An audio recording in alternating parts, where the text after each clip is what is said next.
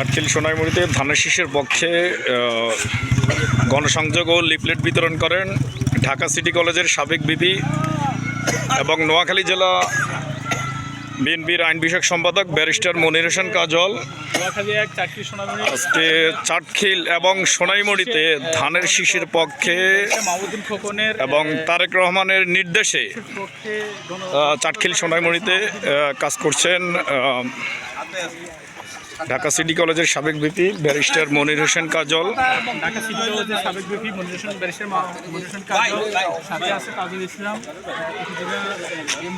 এখানে আছে চাটখিল উপজেলা বিএনপির আহ্বায়ক কমিটির সদস্য তাজুল ইসলাম।